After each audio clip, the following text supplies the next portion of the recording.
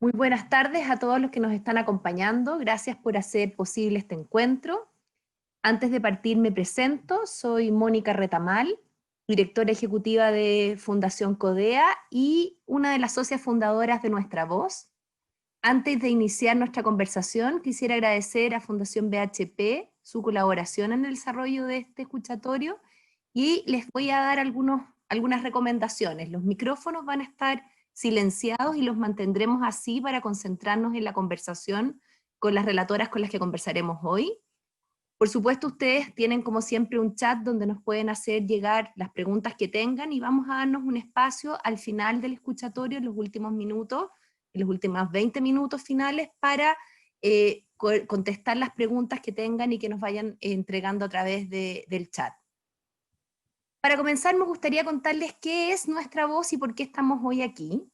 Nuestra Voz es un proyecto colaborativo impulsado por diversas organizaciones líderes en temas de género, además de un gran número de colaboradores independientes que, a raíz del estallido social de octubre del año pasado, desarrollaron la primera plataforma digital y de opinión ciudadana orientada a recoger las voces de las mujeres que viven en Chile.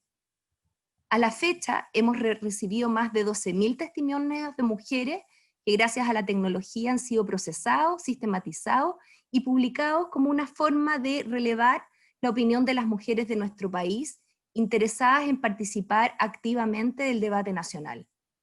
Es el propósito de Nuestra Voz dar cuenta de cuáles son los temas prioritarios que deben cambiar en Chile y además dar y poner el punto de vista de las mujeres. Es por ello que en medio de la crisis sanitaria y social que estamos preocupados por ver cómo tenemos que enfrentar los desafíos de futuro, pero particularmente poniendo en perspectiva el punto de vista femenino y particularmente no hoy hablar de la salud mental, que es un tema transversal a la cultura y a los desafíos también que tenemos como sociedad.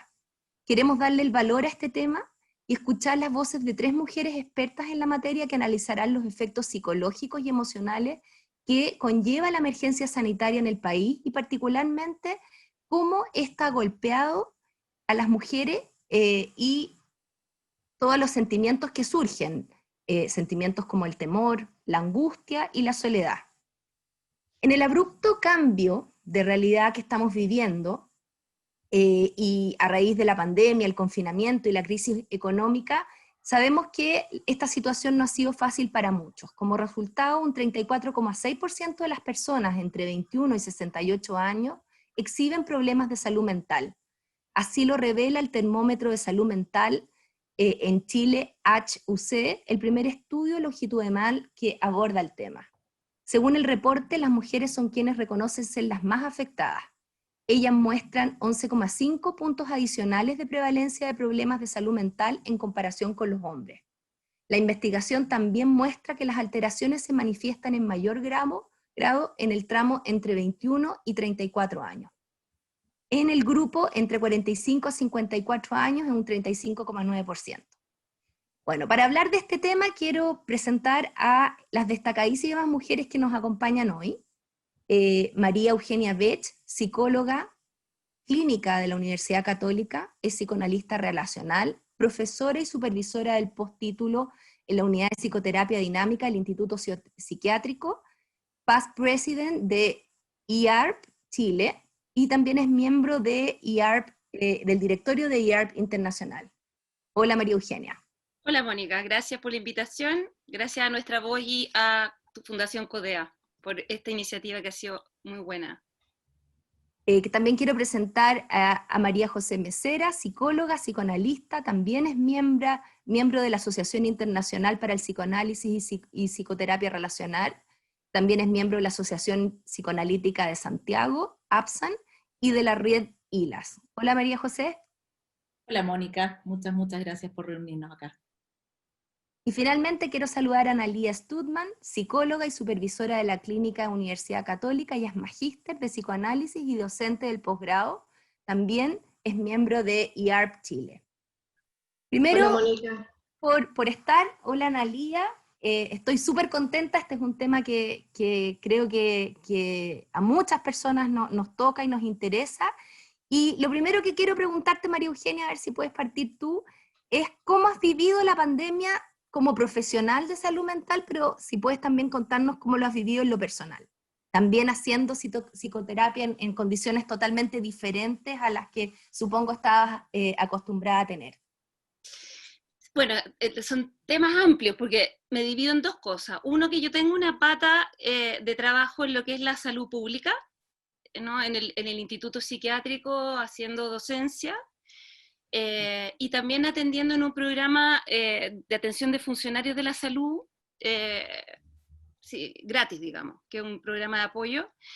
Y está por otro lado la consulta particular, ¿no? Y un poco lo que refleja lo que siempre pasa en Chile, digamos, que son como dos mundos aparte, ¿no? Entonces, cuando tú me preguntas qué ha pasado en mi consulta, mi pieza, tengo que pensar en dos panoramas bastante distintos, ¿no? Y tal vez ahí subrayar como el hecho de que con la crisis social y la pandemia, el tema de la inequidad se hace muy, muy patente y muy brutal, ¿no? Entonces, el tema del acceso a la salud, por ejemplo, es como que en el ámbito particular se implementó muy rápido esto, y desde la crisis social, este tema de la atención online, ¿no? Fue algo que se reaccionó muy rápido, que se movió muy luego, cosa que no se ha visto lo mismo en el sistema público, ¿no?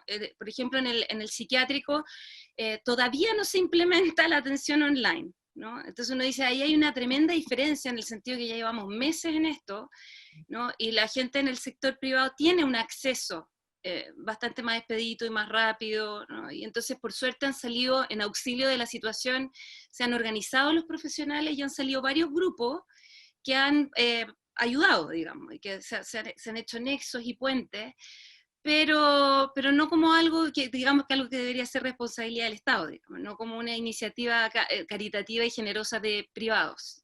Entonces, por un lado eso, viendo un panorama en la salud pública bien desastroso, o sea, que hubo una descompensación de pacientes, el psiquiátrico es de alta complejidad, ¿no? Entonces, por lo menos yo puedo hablar de ese ámbito, donde efectivamente se produjo descompensaciones severas de pacientes, porque no hubo atención presencial, se repitió receta por 90 días, se suspendió la atención psicológica, entonces fue un panorama bastante desolador y muy de pacientes de enfermedad mental muy descompensados, ¿no? Entonces, María José, me gustaría que nos contaras, bueno, también tu perspectiva y si ves que hay algún grupo de prevalencias de enfermedades que han aparecido producto de la pandemia o no. ¿Cómo estás viendo también tú el panorama?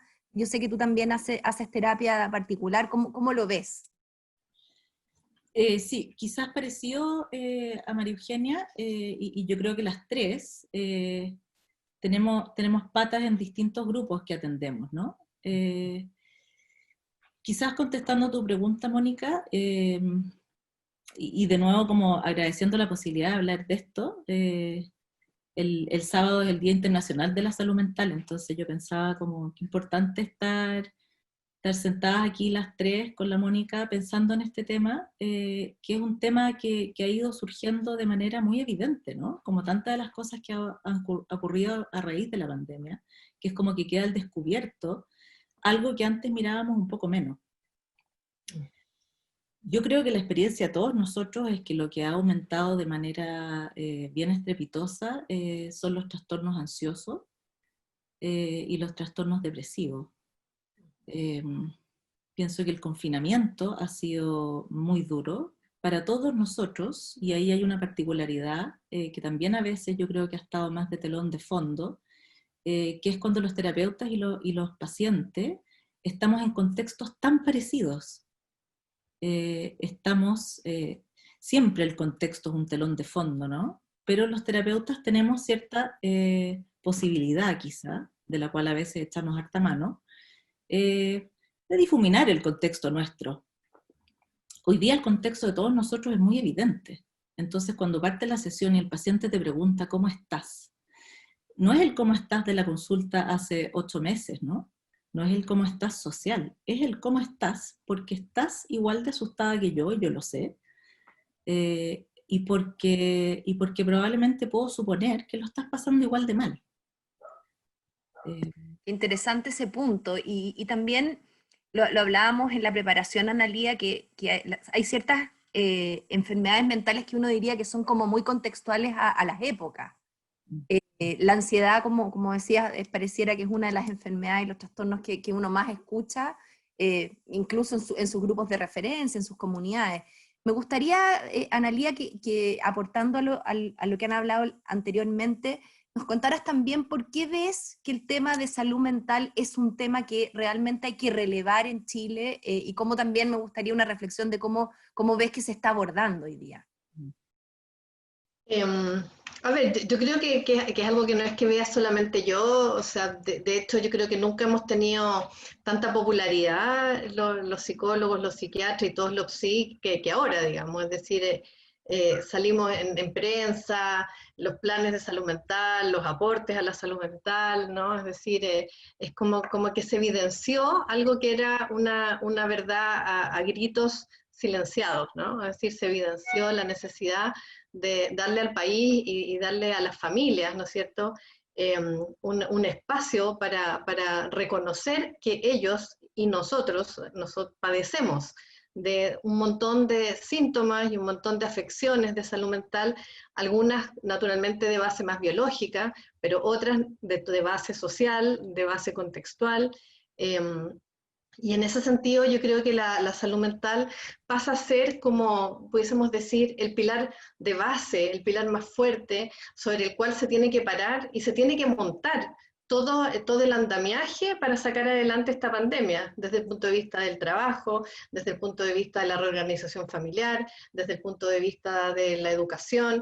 Es decir, todo el mundo alude al tema de salud mental a propósito de que los profesores tienen que estar en estados de suficiente calma, suficiente tranquilidad, suficiente falta de estrés para poder aprender todo este método, ¿no es cierto?, de tecnologizar su enseñanza, ¿no es cierto?, y su acercamiento a sus alumnos, el teletrabajo, ¿no es cierto?, en las empresas, la pérdida de trabajos, ¿no es cierto?, la calidad de los vínculos al interior de las familias que están confinadas, que no están acostumbradas a pasar 24 horas todos juntos. Entonces, como que la salud mental, que parecía ser el acompañante silencioso de la salud, pasó a tomar el verdadero lugar que debiera ocupar siempre, ¿no es cierto? Que es que decir, una buena condición de salud requiere a la base una salud mental lo más equilibrada, ¿no es cierto? Y lo mejor sostenida posible.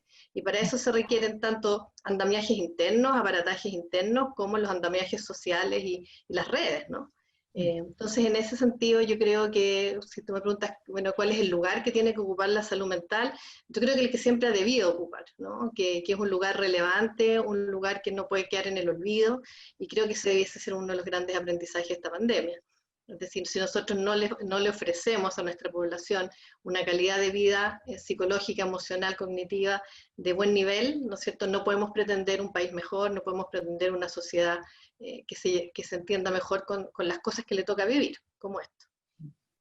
María Eugenia, tú hablabas de esta diferencia y esta dicotomía entre lo que uno ve el mundo público, el mundo privado, porque yo creo que efectivamente en la consulta privada uno ve que hay mucha más gente que hoy día potencialmente tiene acceso, ahí hay un punto, pero me gustaría que nos fuéramos al tema femenino.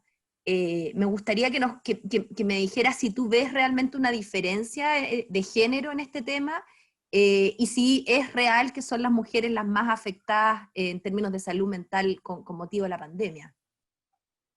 Claro, porque las estadísticas hablan de que las mujeres consultan más y eso es totalmente así. O sea, si yo comparo tanto en el nivel público como en el privado, la prevalencia que hay de mujeres consultantes es mucho más alta. Ahora, eso no sé si indicaría de que reconocemos mejor cuando estamos necesitando ayuda y somos más capaces de pedirla que los hombres, digamos. Entonces, ese es un indicador que hay que pensarlo un poco.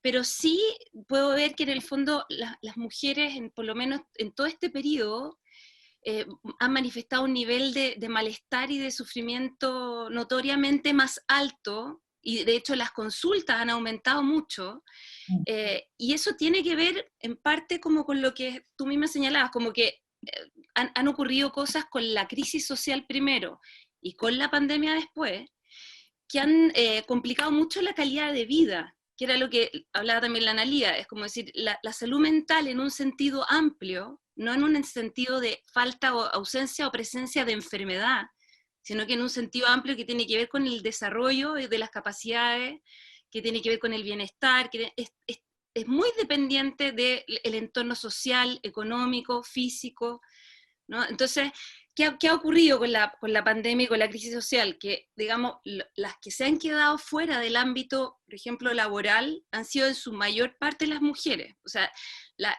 los trabajos que más se han como eliminado o que no se han reactivado son precisamente todos aquellos trabajos donde la representación de las mujeres es muy alta, que es servicio doméstico, salud, educación. Y los que el gobierno se preocupa de reactivar son donde las mujeres tienen menos participación, como por ejemplo construcción, minería.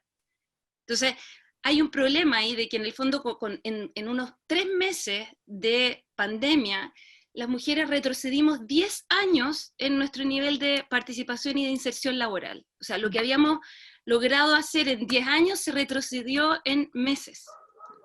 Entonces, ¿cómo eso afecta la salud mental de las mujeres? ¿No?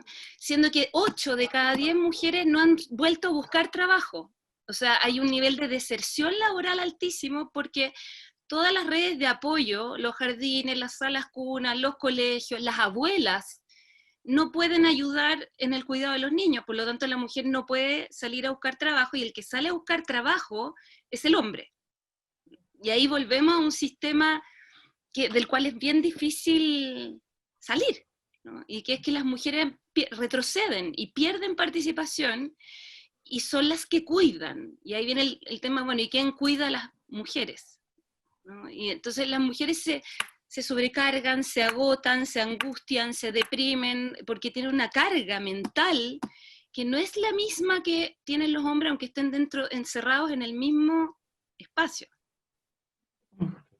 Y ahí, María José, ¿cómo funciona el autocuidado? Porque uno diría, bueno, ¿qué recomendar también? Porque en definitiva hay mujeres que directamente, producto de la multiplicidad de roles que estamos ejecutando, las que tienen hijos chicos están hasta de profesora hoy día, y asumiendo, yo creo que, no sé, 4 o 5 roles nuevos que incluso muchas no tenían.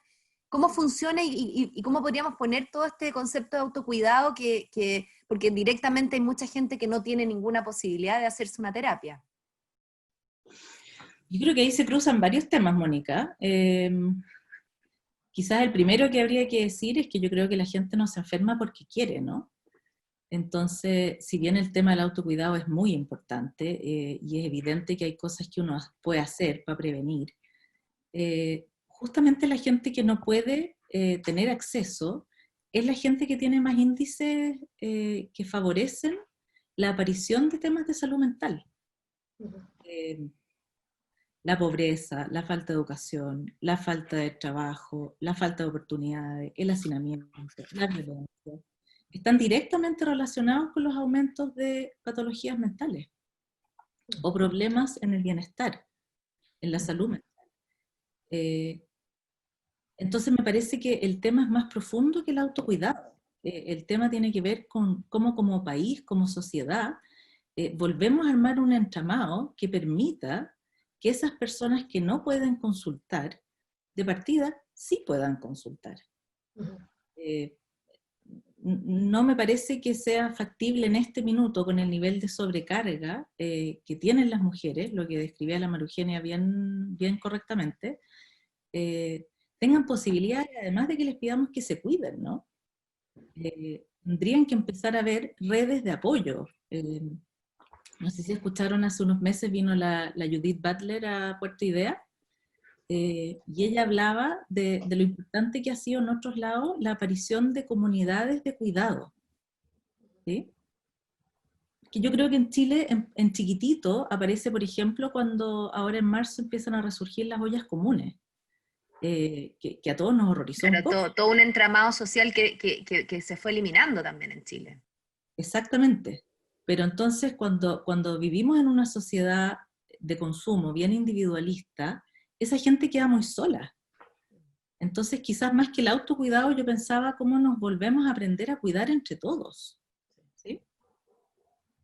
Analía, cuando preparábamos el escuchatorio hablábamos de enfermedades que tú veías relacionadas con el confinamiento y ahora con el desconfinamiento. Entonces me gustaría que nos comentaras un poco ese tema que me pareció súper interesante. Y además yo sé que tú tienes un foco en el tema de los adolescentes y me encantaría que también nos contaras cómo estás viendo ese segmento que bueno, todos los que tenemos hijos adolescentes sabemos también cómo lo han vivido. Me gustaría como ver qué estás viendo tú particularmente ahí. A ver, yo creo que cada etapa tiene lo suyo, ¿no? Es como decir, el confinamiento nos tomó, como dicen, sus 21 días de habituarse, ¿no? Que pareciera, es lo que se dice, ¿no? Que demora uno en hacer nuevos hábitos. Entonces tomó su tiempo en entrar en rodaje y el confinamiento entonces generó claustrofobia, generó, ¿no es cierto?, la sensación de desesperación por el poco espacio, el temor a la pérdida de libertad y una serie de cosas. Y el desconfinamiento, sobre todo por la manera en que se ha intentado hacer, ¿no es cierto?, cuidando siempre al máximo, no recrudecer las cifras de nuevos contagios a propósito de empezar a desconfinar. Empezó a dejar a la vista, ¿no es cierto?, otro tipo de sintomatología que empiezan a ser los miedos hacia el afuera. O sea, si antes los miedos era porque voy a estar tan encerrado, me voy a asfixiar acá adentro, una vez que ya aprendimos a respirar adentro, nos empezó a parecer muy temible salir al afuera, ¿no es cierto?, y encontrarnos con ese otro que es un potencial agente contagioso, ¿no? Entonces, el otro, y también yo diría que yo ahí sí responsabilizo un poco también a los medios de comunicación, voy a irme directo allá, porque tengo la impresión de que tienen una responsabilidad en la manera, ¿no?, en que nos transmiten la información, incluido el gobierno también con sus comunicados y su particular manera, porque efectivamente el otro dejó de ser un semejante, ¿no? Y pasa a ser un enemigo del cual hay que alejarse, el cual es peligroso, el cual, ¿no es cierto?, me va a contagiar, y algo de eso se produce. En ese sentido, no es que la gente sea irracional al temerle al otro, ¿no? Porque efectivamente hemos tenido también malas experiencias de personas que no han terminado de entender, y no los termino de culpar a ellos, porque pienso que no ha habido un buen sistema comunicacional educativo, informativo, serio, que no sea alarmante, que de alguna manera no intente asustarnos y tratarnos como niños chicos, a los adultos que podemos pensar y podemos tomar buenas decisiones. Entonces, las patologías ligadas o los síntomas ligados al desconfinamiento han estado muy en la línea de estrés postraumático para aquellos quienes han vivido experiencias de muchas pérdidas al interior de una familia. Yo, de alguna manera, estoy en una asociación de psicólogos que han sido parte de una formación, y en donde hemos visto que algunas familias han perdido 3 familiares, familias chicas, no estoy hablando de 100 personas, estoy hablando en grupos, ¿no es cierto?, de familias extensas, pero pequeñas, que se han llegado a morir 3 a 4 personas, ¿no es cierto? Entonces, por una parte, todo el estrés y la falta de redes que hubo para poder hacer los ritos necesarios para despedir las pérdidas, ¿no? Entonces, ahí tú tienes cosas ligadas a duelos patológicos, tienes, ¿no es cierto?, experiencias ligadas de alguna manera a estrés postraumático, y tienes estos síntomas obsesivos, ¿no? Hay gente que quedó muy atormentada con el miedo al bicho, ¿no?, y que de alguna manera empezó a desarrollar sintomatología obsesiva para limpiarse, para no contagiarse, para no enfermarse, y ya empezamos a escuchar relatos en la consulta acerca de, ¿no es cierto?, gente que, bueno, que sanitiza de una manera que está absolutamente desproporcionada a lo saludable, ¿no es cierto?, que ahí uno ve que está pasada de tejo, ¿no? Y por otra parte, la agorafobia, ¿no?, el miedo a salir.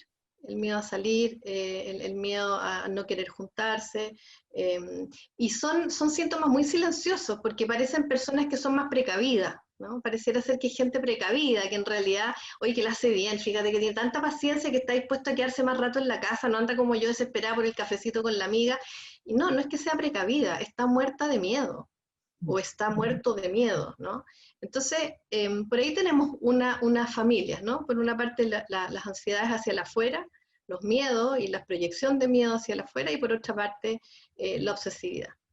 Y los adolescentes, esto no lo digo yo, sería muy pretencioso de mi parte llegar a conclusiones respecto a los adolescentes, pero de todo lo que me ha tocado escuchar en conversatorios de colegas, ¿no es cierto?, incluso nacionales e internacionales, la adolescencia ha sido una edad muy golpeada porque es la etapa de la vida, es el primer momento de la vida donde uno sale del hogar, o sea, donde los propósitos están ligados al afuera, donde de alguna manera agarrar fuerza para la autonomización, ¿no es cierto?, agarrar fuerza para después convertirse en un adulto, tiene que ver con salir afuera, a encontrarte con los tuyos, a encontrar tu manada, a encontrar a tus pares, a entenderte con ellos, a probar tus travesuras sociales ahí, a encontrar el amor, a encontrar la sexualidad, ¿no? Y ya ni siquiera me estoy metiendo en los ritos, ¿no? En los ritos propios de la pasada primero medio, aquellos colegios que son hasta octavo, y entonces se pasa a un liceo en primero medio, no estoy hablando del viaje estudio de los terceros medios, no estoy hablando de todos los ritos de salida del colegio de cuarto medio, la graduación, no estoy hablando de la entrada a la universidad, o sea, hay una cantidad de pérdidas pequeñas, ¿no? Que uno pudiera decir, estoy hablando de un sector privilegiado, ¿no? Pensando en la universidad, ¿no es cierto?, como que fueran elementos muy... Pero no, yo tengo la impresión de que en todos los niveles esto se reproduce a su propia escala, ¿no? Y con sus propios rituales, su propia ritualidad y sus propias actividades, pero el tema de la sociabilidad, ¿no es cierto?, y el contacto con el otro para los adolescentes ha sido muy doloroso. Son muy pillos porque son muy habilosos con la tecnología cuando tienen acceso a ella, porque tampoco es una realidad que todos los adolescentes tengan acceso a ella. Y en ese sentido han podido reproducir ciertas formas de vínculo social bien estrecho a través de las redes, pero no hay duda que es un segmento que se le cortaron las alas, ¿no?, con el confinamiento. Sí, totalmente. María Eugenia, escuchándolas uno como que ve la dimensión de lo que implica la salud mental, que es mucho más allá de repente de una enfermedad, una patología, sino que uno diría que este es un tema que debería ser abarcado bien profundamente desde la dimensión educativa, obviamente desde la educación de salud, pero parece que es un tema muy transversal a muchos otros temas, y ahí me gustaría que habláramos un poco del estado de Chile, de cuál debería ser la expectativa en un estado moderno en materias de políticas de salud mental, o cómo lo ves tú. Bueno, ahí se hizo un plan de salud mental el año 2017 que se ha intentado ir implementando en el tiempo, donde se establecen bastante claramente cuáles son las falencias, digamos, que tiene Chile como país en el tema. Primero era que antes no había un plan de salud mental, ya lo hicimos, ¿no? Pero por ejemplo tenemos el tema del gasto que se hace en salud mental en el país, ¿no? Y que en este momento está en el 2% del 5%, digamos, y que, o sea, debería llegar mínimo a un 5% del presupuesto total de salud, ¿no? Eso es lo que de alguna manera se recomienda. La Organización Mundial de la Salud recomienda un porcentaje del 5%, que aún así pensándolo a uno le suena a poco, considerando, por ejemplo, que las licencias por salud mental están en el número 1 de las licencias, por lo tanto tienen un costo para el Estado también enorme, considerando como que en el fondo hay una correlación altísima entre enfermedades somáticas, psicosomáticas y salud mental. ¿Hay algún estudio, algo que tú sepas que relacione por qué en Chile es tan elevada las cifras de salud mental? ¿Se entiende por qué? ¿Hay alguna reflexión más colectiva de eso? Que yo haya, o sea, hay distintas como hipótesis al respecto, y que obviamente tienen todos los colores políticos. O sea, en algunas tiene que ver como con la historia de Chile, ¿no? Y hay algo que tiene que ver como haber estado, digamos, en una dictadura durante tantos años y sufriendo represión, o sea, hay una historia de por qué en Chile la gente es tan triste, ¿no?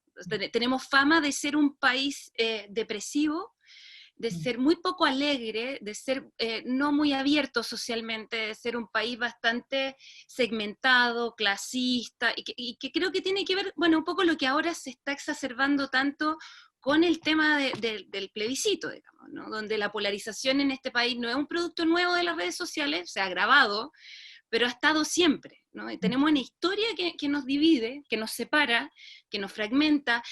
también esta idea de Chile como una especie de como experimento neocapitalista, como tú señalabas antes, que fomentó mucho el tema del éxito y del consumo como fin último y como fuente de felicidad, que básicamente genera mucho vacío, o sea, que realmente nos aleja más bien y que en los vínculos donde está la posibilidad de estar mejor, ¿no? O sea, cuando hablaba la de la María José de las redes, y del apoyo y del cuidado mutuo, es de los que nos fuimos, como tú decías, Mónica, alejando. Entonces, hay algunas teorías que hablan de por qué, digamos, los niveles de alcoholismo en este país están totalmente disparados, ¿no? O sea, es un país muy alcohólico, por ejemplo. O sea, nos jactamos de que tenemos buen vino, que hacemos buen pisco sour, y en la pandemia, por ejemplo... No hacemos el vino, sino que nos tomamos el vino. Tomamos el vino, y eso se disparó. Entonces, era otra de las cosas que uno decía, que cuando hablaba la María José, lo que uno hablaba con los pacientes de primera, decirle al paciente honestamente, sí, yo también estoy tomando mucho, ¿no? O sea, como que estábamos encerrados, y que estando encerrados, la idea de la autorregulación, o sea, cuando tú no tienes alguien que te regule, la posibilidad de regularte emocionalmente con otro, tendías a autorregularte. Y uno se autorregula con los recursos que tiene, ¿no? Y la automedicación corre para el trago, para las drogas, para todo tipo de cosas que alguien trate de echarse para adentro con tal de intentar cambiar un estado que no está logrando cambiar. Entonces, y enfrentado a situaciones muy difíciles. Yo tengo, por ejemplo, 4 pacientes de las que están teniendo guagua, o han tenido guagua durante la pandemia. Y es un escenario impresionantemente distinto al que hubieran tenido en un escenario normal, desde lo que es hospitalizarse, de enfrentarse a todo tipo de gente que está disfrazado completo, de que no te puedan ir a ver, de que tenés miedo de que tu mamá, si te ayuda con tu guagua, se puede infectar, de que el miedo a tener el COVID mientras estás embarazada o al tener la guagua. O sea, todo este tema, por ejemplo, estas 4 mujeres que me ha tocado a mí acompañar en este proceso, nunca había visto algo así. Y que es un poco lo que apuntábamos antes. Parece que las mujeres, cuando vamos a tener guagua, y con la guagua recién tenida, necesitamos una red muy fuerte social, ¿no? Tanto como para los entierros, como decía la Analía, tanto cuando se va la vida o cuando llega la vida, parece que son momentos en que necesitamos a la comunidad de una manera feroz. Entonces, todos esos eventos, los matrimonios, ustedes han escuchado también cómo se ha casado la gente, todos los matrimonios, los ritos, las muertes, los nacimientos han sido bien espantosos, o sea, bien duros. María José, yo ahora te quiero llevar a un plano más dentro de la consulta. Me gustaría saber, porque yo me imagino que yo viendo un poco cómo son los psicólogos, entendería que son un gremio bastante tradicional y como con harta norma y harta regla y harto que se puede y no se puede. Y aquí todos nos tuvimos que adaptar rápidamente a una manera completamente nueva y distinta de hacer las cosas. Entonces me gustaría que me contaras un poco cómo ha sido este desafío de hacer consulta online, cómo ha sido ese proceso de adaptación, si ese proceso de adaptación abre de alguna manera al mundo de los psicólogos nuevas oportunidades, no tengo idea, de hacer de repente consulta a gente de otros países. Me gustaría un poco que nos contaras esa vivencia ahora como desde el rol de haciendo terapia a través de una pantalla, y cuáles son esos desafíos. Sí. Bueno, un desafío que yo creo que hemos tenido las 3, y que ya nos hemos juntado varias veces a conversar de eso, y ha estado bien interesante. Bien interesante además ir pensando mientras, ¿no? Esto no se ha terminado, ni tiene cara de que se vaya a terminar muy luego. Entonces ha sido como un pensar sobre la marcha. Yo creo que lo primero que yo tendría que decir a nivel personal es que me impresionó mucho lo mucho que funciona. Yo había hecho terapia a distancia con mis pacientes que se mudaban a algún lado o en alguna situación puntual, por ejemplo en un posparto, pero esto de un domingo en la tarde, darme cuenta que nos teníamos que confinar y proponerle a toda mi consulta que el lunes nos viéramos por camarita. Yo ese domingo que nos confirmamos ni había escuchado hablar de Zoom. El lunes en la tarde ya era experta. Y al cabo de las semanas, primero la sorpresa de que todos los pacientes dijeran que sí. y al cabo de las semanas empezar a darnos cuenta que funciona. O sea, que la relación que existía... Llegan nuevos pacientes también, ¿o no? ¿Cómo? Llegan nuevos pacientes también, ¿o no? Bueno, ese fue otro desafío que vino un poquito después, que yo al menos, y tienes razón Mónica, que los psicólogos tenemos una cuadratura que esto nos ha ayudado a cuestionar. Yo habría dicho hace un año que pacientes nuevos por cámara no tomaba, solo pacientes antiguos. Y por supuesto que he tenido que tomar pacientes porque además, como decía la María Eugenia, hay un boom de necesidad. La gente está muy necesitada de ayuda, de compañía. Y entonces tengo ahora, no sé, debo tener 6 pacientes a quienes no he visto nunca. Y que sin embargo llevamos meses de trabajo que yo diría que hay procesos que van bien encaminados. Y que ha sido bien interesante porque pienso que abre, y quizás volviendo a lo que hemos hablado, picoteado en varios momentos de hoy día, esta cosa de la inequidad. También pienso que esta modalidad, espero, que nos ayude a democratizar un poco más la atención. Hay segmentos importantísimos que no tienen ningún acceso a hacerse terapia, y que me parece que con esto se abre una posibilidad de personas que viven en lugares remotos de la ciudad, de personas que viven en lugares remotos de este largo y angosto país. Entonces pienso que ha ido apareciendo una modalidad que yo creo que va a ser bien útil, y va a ser bien útil en esto que estamos hablando como de la salud mental grande, más que una oportunidad para nosotras como clínica, que hacemos bastante clínica privada. Pienso en el macro, pienso que colectivamente esto puede ser una herramienta de verdad muy, muy importante. Me gustaría, Analía, ver si puedes complementar eso, porque efectivamente los que venimos o que trabajamos en tecnología, efectivamente lo que vemos es un espacio de hacer crecer las coberturas. En educación pasa lo mismo, la cobertura en educación. O sea, esas personas que nunca podían tener acceso y que ahora se abre una ventanita. Me gustaría ver cómo lo ves tú, y también el desafío digital, porque particularmente en el mundo adolescente también, como para conectarlo con ese tema, es un tema, el tantas horas de pantalla, el tan poca vinculación social real. Entonces me gustaría que me digas también ahí como la oportunidad y el desafío, que conversemos de eso. Sí. Mira, yo creo que lo primero de lo que están hablando también María Eugenia y María José, yo creo que junto con así como el boom de la digitalización y de la conversión, que todos nos convertimos, ¿no es cierto?, telemáticos, ¿no? Somos sujetos telemáticos en este momento. Yo creo que también había un boom de la autoorganización de psicólogos, psiquiatras, en general profesionales de salud mental, que si bien no somos la primera línea médica, ¿no? Y no estamos en las trincheras de los médicos que se contagian, sí hemos estado en la primera línea como de los primeros auxilios psicológicos, ¿no? Es decir, hubo que hacer algo mucho más que terapia solamente, ¿no? Es decir, crear nuevos formatos de atención más breve, y mucha atención gratuita. Es decir, yo me siento muy privilegiada de tener a mi alrededor colegas con los que tengo contacto muy cotidiano, en donde por lo menos en 3 grupos hemos creado o se han abierto o nos han como socializado digamos, experiencias de agrupaciones que están atendiendo de forma gratuita. De hecho, la IARP es parte ya de una organización de instituciones de orientación psicoanalítica que están atendiendo de manera gratuita la primera línea. Soy parte de una organización de psicoterapeutas infantojuveniles que hemos estado haciendo en red oferta de atención gratuita a madres y sus hijos, es decir, padres desesperados.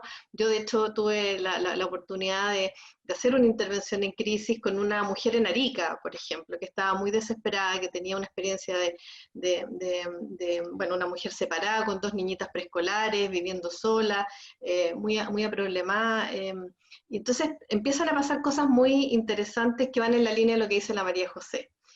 La buena noticia para los papás de los adolescentes a propósito del tema de las pantallas, la realidad es que también tuve la oportunidad de invitar a un conversatorio, a un interesante y amoroso neurólogo infantil que nos estuvo enseñando de que en realidad las pantallas en sí mismas no son un problema, no generan daño orgánico cerebral como algunos detractores de la tecnología quieren hacer saber. Naturalmente que tienen que haber cuidados de cantidad de horas, ¿no es cierto? Pero la realidad es que no hay un daño y los adolescentes lo saben usar y los niños también. Y en ese sentido, tal vez a lo que apunta también la María José, hemos tenido nosotros juntos con los pacientes que aprender, sobre todo los que atendemos niños, aprender una nueva manera de cómo hacemos entonces terapia. La podemos hacer sola con el niño, la hacemos con los padres adentro, la mamá tiene que quedarse al igual que con el colegio, como cooperando con la sesión, el niño puede quedar solo frente a la pantalla, es decir, yo pienso que se han creado muy buenas prácticas colaborativas y que están basadas en un único principio, y que es el mismo principio que guía a que una persona quiera atenderse y pagar por ello, hay que decirlo, sin conocernos, ¿no? Y que es generar confianza. Y yo creo que algo que nosotros los terapeutas temíamos era si íbamos a poder generar confianza e intimidad a través de una pantalla. Y yo creo que lo hemos logrado. No solo nosotros, los médicos, yo también he ido al doctor a través de pantallas y hemos aprendido a confiar en los demás, pero eso también requiere, yo diría, como de una cualidad social, de un lazo social en donde las buenas prácticas primen, ¿no? Es decir, donde yo pueda confiar de que de verdad te estoy mirando cuando estoy acá y no estoy viendo otra pantallita paralela, jugando no sé, un solitario, ¿no? Es como, hay que confiar en el otro. Y yo, por lo menos yo tengo la buena experiencia de que creo que eso se ha logrado, ¿no? O sea, yo creo que cuando nosotros aquí hablamos de resultados, estamos hablando mucho más allá de como de la palabra resultados, que suena a resultado económico. Estamos hablando de que resultan los vínculos. Claro. Resultan O los sea, vínculos. había un espacio de experimentación, pero también de hacer un resumen de buenas prácticas y de ir aprendiendo con eso. ¿Mm? Sí. Ahora, dado que no nos queda tanto tiempo, quisiera meterlas en la pregunta de nuestra voz, que no es fácil porque es una pregunta que tiene que ver con la priorización. Son tantos los temas que uno diría, bueno, ¿por dónde partimos, la verdad? Y esto muy ligado a la conversación que nos convoca en términos constitucionales y a los que estamos todos llamados de alguna manera a pensar. Entonces me gustaría hacerle a cada una de ustedes, efectivamente, si fuera por ustedes, ¿qué es lo primero que cambiarían en Chile? ¿Cuál es la priorización que hacen ustedes en función de la reflexión que hemos compartido hoy día, pero también la reflexión humana que están haciendo cada una para sí misma, digamos? María Eugenia, ¿cómo lo...? O sea, yo me inclino totalmente como por la paridad. O sea, mi tema es la paridad, ¿no? Porque le tengo como mucha fe a las mujeres en realidad, y a las mujeres en cargos directivos, y a las mujeres participando del poder y de directorio. Es como que pensando en lo que pasó, en cómo manejaron la pandemia las mujeres en el poder, y uno dice, bueno, aquí hay algo que es radicalmente, se me va a poner muy feminista, pero que es radicalmente distinto y que tiene que ver con lo que estamos hablando, por qué las mujeres están siempre en el cuidado, ¿no? Entonces siento que estamos seteadas de una manera que tiene mucho que ver como con preocuparse del otro, como con empatizar, como con estar conectado, como con que todas las vidas valen lo mismo, no hay vidas más valiosas que otras, ¿no? Entonces yo apostaría a la paridad y desde ahí pienso que podrían surgir montones de otros cambios. Entonces me iría por ahí. María José, ¿qué es lo primero que cambiarías en Chile? Está buena la pregunta, me acordé de algo que dijo un colega hace unas semanas que me hizo mucho sentido, que más que el tiempo del psicoanálisis, este es el tiempo de la política. Yo creo que como país tenemos un desafío a puertas gigante, que es una oportunidad para cambiar la manera en que nos estructuramos socialmente. Yo creo que tenemos que poder hacer cambios que permitan establecer una suerte de tejido social o de matriz que sostenga todo esto que estamos hablando, ¿no? La equidad y la igualdad y la falta de hace que las mujeres efectivamente en temas de educación, de salud mental, de oportunidades, quedemos un poquito siempre atrás. Y eso yo creo que hemos visto como sociedad que genera un costo enorme. Ahora, pienso que no solo las mujeres, ¿no? Pienso en todos los grupos que culturalmente hemos marginado y discriminado. Hoy día estamos hablando de las mujeres, pero me parece que hay grupos importantísimos en este país que han quedado fuera. Y que eso incide fuertemente sobre nuestra capacidad, como decía la María Eugenia, de estar bien. O sea, el bienestar tiene que ver con más que estar o no estar enfermos. Tiene que ver con poder desarrollarnos potencialmente en plenitud. Y eso tenemos que poder organizarnos de una manera nueva. ¿Y tú, Analía, cómo lo ves? ¿Qué es lo primero que cambiarías en Chile? Yo fíjate que no sé si necesariamente es cambiar, pero sí es relevar a un primer lugar prioritario la voluntad de escuchar.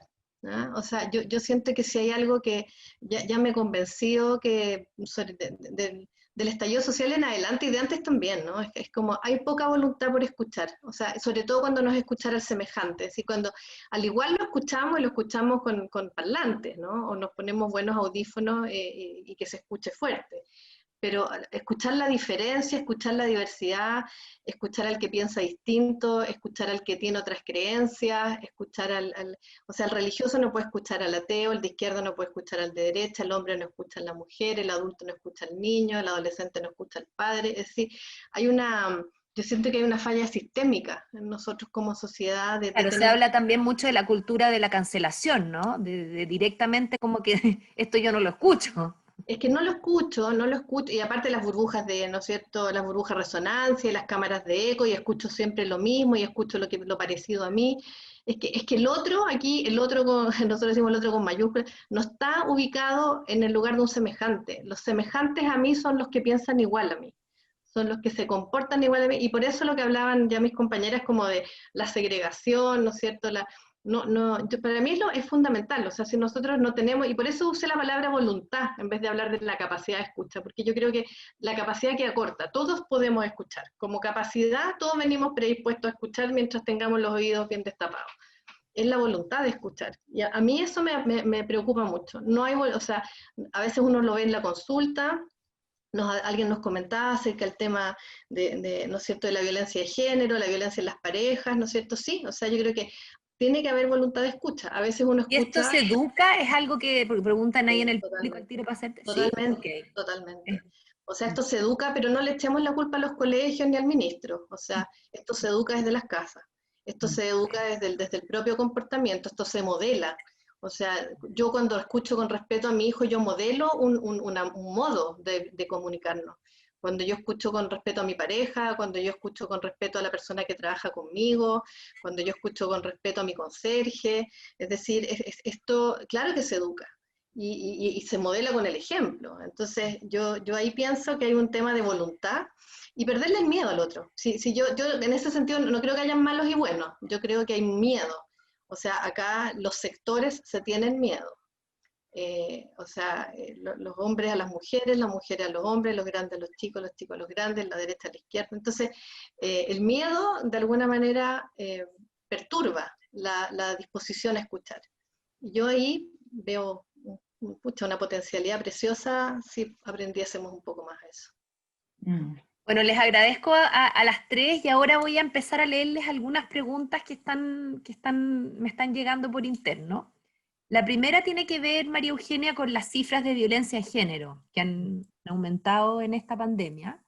Y me preguntan si efectivamente ustedes en su trabajo como psicólogas lo están evidenciando y si tienen, digamos, o les ha tocado tratar casos de violencia de género. Lo que he visto por lo menos es, o sea, la verdad, casos de violencia de género, no. O sea, a mí en lo particular no me ha tocado ver. Puede tener que ver también como con el tema de si me dedico a pareja o no me dedico a pareja. Yo me dedico a la psicoterapia individual de adultos. En los casos que yo venía tratando, lo que sí yo he visto es un aumento como en la tensión. O sea, hay una mayor tensión, ¿no? Como una sensación como esto que fue más al principio también, o sea, tuvo como siento que tuvo como esto de acostumbrarse a lo que hablaba la Analía, de que cómo es en las primeras semanas, cómo en las últimas, hubo como una especie de curva, ¿no? Pero hubo momentos como de sentir a las parejas, porque estoy pensando en el fondo, tengo que hablar de la gente que está viviendo en pareja o que está en pareja, que no es toda mi grupo de pacientes, de sentir que se le pedía harto a la relación de pareja, que la pareja estaba tensionada, ¿no? Muchas discusiones respecto del tema sobre todo si están con niños chicos, ¿no? Con adolescentes ya no era tan dramático, digamos, pero las parejas que tenían niños pequeños y que los dos tenían trabajo, ahí sí se complicó bastante la cosa, pero por lo menos en lo que me tocó a mí ver, no llegó a violencia expresamente, ¿no? Vale. Entonces, en lo que se respecta a mi grupo, o lo que la gente que yo traté, que puede también tener de nuevo que ver con factores educativos, sociales, etcétera, porque te estoy hablando de una consulta particular, ¿no? Entonces, también eso puede influir, ¿no? Pero no fue no me tocó, Vale. por suerte. María José, no sé si te tocó a ti también, por si pudieras comentar lo de violencia de género, y la pregunta para ti es, si logramos tener autocuidado sin la ayuda de otros. Respecto a la violencia, yo creo que ha habido claramente un aumento enorme en violencia de género. Me parece que eso ya ha sido constatado, ha sido socializado. El nivel de consultas en los teléfonos de ayuda ha aumentado de manera muy alarmante. Y un dato que leí hace poco que me alarmó aún más es cómo han bajado las denuncias. Lo cual yo creo que tiene mucho que ver con esto de estar encerrado con el agresor, ¿no?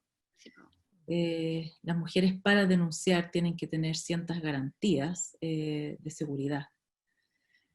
Y entonces me parece que eso es bien dramático.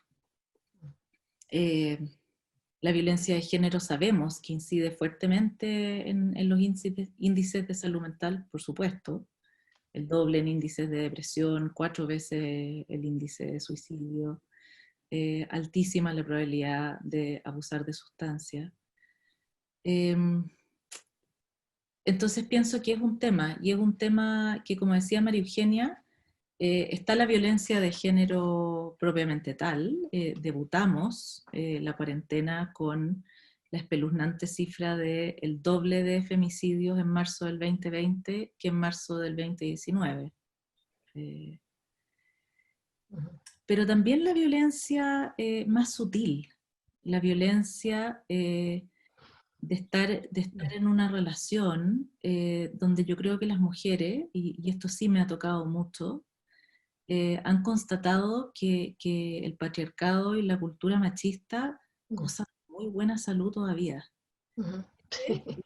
A todo lo que podíamos haber soñado con los movimientos de los últimos años, ¿no? Claro, hemos retrocedido mucho pues, en eso. Ahora, si además le agregamos el retroceso que decía María Eugenia, por ejemplo, en participación laboral, estamos hablando de mujeres que además de estar encerradas con sus agresores o en relaciones donde ha aumentado importantemente la asimetría, si ahora a eso le agregamos una dependencia económica, el panorama es bien brutal. Me parece que respecto al autocuidado, hablamos, ¿no? Que el autocuidado como una idea de algo que uno puede como proveerse a uno mismo es un poquito utópico. Más allá de las lecturas que uno podrá hacer, ¿no? Respira. Y sí, está bueno respirar, que no se nos olvide. Pero realmente el autocuidado me parece que en términos más profundos, en términos más serios, hablando de salud mental, tiene mucho, mucho que ver con los otros, como decía la pregunta. Tiene todo que ver. Gracias, María José. Y para ir finalizando, porque ya estamos como bastante sobre el tiempo, Analía, me gustaría hacerte 2 preguntas en una, y que tiene que ver con si efectivamente tú ves que es factible tener un país más fraterno, cómo habría que hacerlo, y si producto de todo lo que estamos viendo y de este tremendo cambio que estamos viviendo, ¿crees que va a haber un cambio en la forma de relacionarnos, ya que jóvenes y adultos expresan una gran alegría al reencontrarse? ¿Habrá cambio de hábitos, por ejemplo, entre los jóvenes que han cambiado sus horarios? Es bien general la pregunta, pero me gusta una reflexión y que nos aproveches de ir haciendo un pequeño cierre. Bueno, yo creo que la pregunta acerca de la posibilidad de ser un país más fraterno, creo que debe tener que ver con lo que yo mencioné como de la voluntad de escuchar, ¿no? De tener una actitud activa, ¿no? No solo una capacidad pasiva, potencial, sino que una actitud activa y yo pienso que sí podemos llegar a ser un país más fraterno, ¿no es cierto? Rompiendo algunos viejos paradigmas de la disociación, de estar divididos en dos, ¿no? De estar divididos, por eso digo, como los buenos y los malos, los blancos y los negros, ¿no es cierto? Porque yo pienso que esa disociación genera, que yo creo que no es voluntaria, yo por eso insisto que yo acá incluyo a los medios, incluso me pongo hasta conspirativa para pensar a quién le sirve que estemos tan divididos, ¿no? O sea, ¿a quién se beneficia que como país estemos tan divididos? Porque no es cierto que a las generaciones jóvenes les interese heredar nuestro miserable sistema social que traemos desde los años 70. O sea, estoy segura que los jóvenes van por más. Y somos nosotros con nuestras viejas prácticas y nuestros viejos discursos que de alguna manera no los ayudamos a creerse el cuento de poder ir por más y poder ir por una cosa diferente. Entonces, yo sí creo que podemos, pero para eso hay que desalentar todos los discursos que nos tratan a los adultos como estúpidos o como niños, o que nos llenan de susto, nos llenan de miedo, ¿no? Y entonces, claro, si el otro es mi enemigo, entonces ni salgo, y si salgo con un palo, porque eso es lo que puedo esperar. Pero no creo en eso, ¿no? Y ahí puedo juntarlo con la segunda pregunta. Yo pienso que si de algo aprendimos probablemente en el confinamiento, es que podemos aprender a llevarnos mejor. O sea, yo tengo la experiencia que atiendo a niños y adolescentes, que familias que se llevaban muy mal, dispuestas, porque hay que tener una actitud activa, dispuestas a mejorar los vínculos, a mejorar la relación, a mejorar la conversación, a intentar tener comunicación, a generar espacios en común, a prestarse la tele, a disponerse yo creo que encontraron buenas soluciones y están chochos, o sea, están chochos de haberse reencontrado de una manera nueva como familias que estaban absolutamente cada uno, ¿no es cierto?, expulsado hacia su entorno de satisfacción individual, ¿no? Y personal, sin vincularse. Entonces pienso que sí, yo creo que va a ser una de las oportunidades que dejó el confinamiento, es que quienes pudieron, porque también hay un tema de estrés, que es lo que hablaba la María Eugenia, es decir, las familias con niños chicos han estado estresadísimas. Yo soy familia ya con hijos adultos, pero hija médico, mucho estrés. Pero cuando se ha podido superar eso, yo pienso que hay un legado positivo, ¿no? Y los adolescentes, no sé qué van a hacer con su desconfinamiento. Ojalá se den cuenta que pueden vivir con menos alcohol y con más felicidad real en los vínculos, ¿no? Ojalá, todos esperamos eso, por lo menos lo que tenemos hijos adolescentes. Chicas, no saben, me quedaría conversando con ustedes hasta muy tarde, un tema que por lo menos a mí me parece fascinante, pero estamos llegando a la hora, así que para ser respetuosa del tiempo de todos, quiero invitar a todos los que nos están escuchando, porque hemos tenido una súper buena participación, buenas preguntas, súper buen feedback, tan requete contra felicitándolas a todas ustedes por lo que hicieron, y por lo que nos contaron hoy día, y quiero invitar a todas esas personas que están hoy día siendo parte del panel a contestar la pregunta y a pedirle a otras mujeres que contesten la pregunta de qué es lo primero que cambiarían en Chile. Se pueden meter a www.nuestravoz.cl, ahí pueden conocer más de la iniciativa, escuchar las voces de otras mujeres, lo que han pensado y opinado otras personas, y también, por supuesto, dejar ahí plasmados sus comentarios. Les quiero agradecer infinitamente a las panelistas el tiempo que le han dedicado a este espacio, y dejo invitado a todo el público a nuestro próximo panel, que será el viernes 9, y la reflexión será por qué las mujeres no les gustan las matemáticas, que es uno de los sesgos clásicos que está súper instalado en el sistema educativo, y es una interesante reflexión sobre por qué las mujeres no desarrollamos todo nuestro potencial en la ciencia, y cómo nos llegan a convencer otros de que eso es así. Les agradezco un montón, espero volver a tener un espacio como este, porque yo creo que finalmente, como decía la Analía, esto es lo que hay que rescatar, ¿no es cierto? La cultura más del encuentro, de poder conversar con gente distinta, y entre todos tratar de tirar este carro para arriba, digamos. Así que muchas gracias, buenas noches a todos. No sé si alguna de ustedes quiere decir algo antes de terminar. Yo precisar algo que me pidieron que aclarara en las preguntas, y que yo estaba hablando en el psiquiátrico de las atenciones psiquiátricas, que sí hubo psicoterapia y sí estamos haciendo psicoterapia online. Ok, buena aclaración. Precisar. Analía, María José. Agradecerte, Mónica, por el encuentro, por la posibilidad de juntarnos a pensar este tema urgente. Lo mismo, yo básicamente agradecer la iniciativa, o sea, yo creo que este punch que tú tienes de motivar a muchas mujeres, yo ya he revisado varios de los escuchatorios y bueno, tener mujeres como tú líderes es una gracia para un país como el nuestro, así que dale con eso, que te vamos a apoyar. Muchas gracias, buenas noches a todos. Que les vaya muy bien. Chao, chao.